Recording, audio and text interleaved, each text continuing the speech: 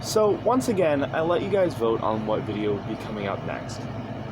And so you guys voted that you guys wanted to know my favorite horror parody game. Sorry, I'm trying to set this up so it's not crooked. There we go.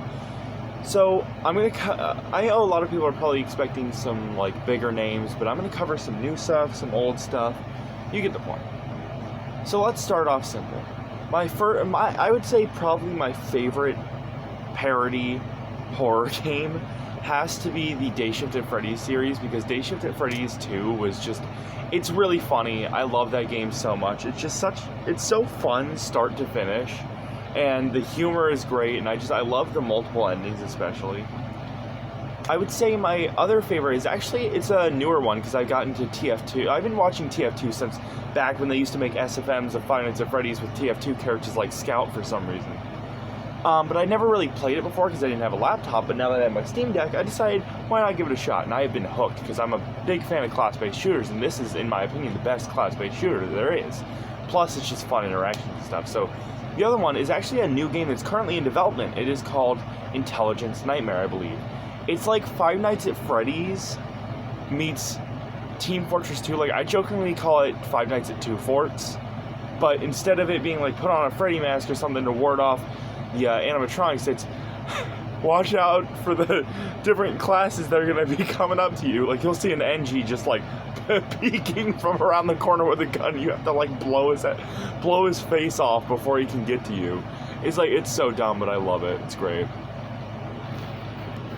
And then one that I forgot to mention that is probably one of my favorites, and like will always be one of my favorites, is the Slendy Tubbies franchise.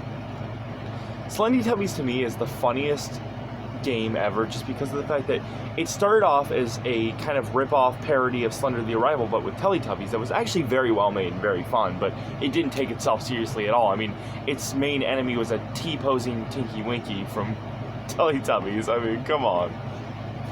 And as the series got on, it kind of went more and more like in a more serious direction. I honestly kind of dig it. Like, obviously all the monsters are just Teletubby reskins of existing models, but it does so well with pre-made assets and making it unique. And I love that they made the most of pre-made assets. I don't know if it was made in Source, but I think it might have been. I don't know.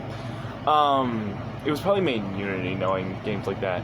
But by the time the third game came around, it had like a legitimate story and was actually like one of the darkest depictions of an apocalypse ever, because it wasn't like zombies where it's like, oh, they'll mutate but they all follow a pattern, there's only like 5 of them.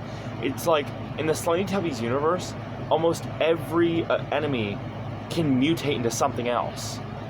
So if you go into the sandbox mode and you spawn one of every enemy, none of them will really look the same except for the newborns and just the overall newborn types. But then you get into things that are like the tank newborn and the shadow newborn. It's just like, even after you get past like the first like 3 newborns, they just start getting crazier and crazier and crazier, and I love it. So yeah, that's gonna do it for my favorite parody parody horror games.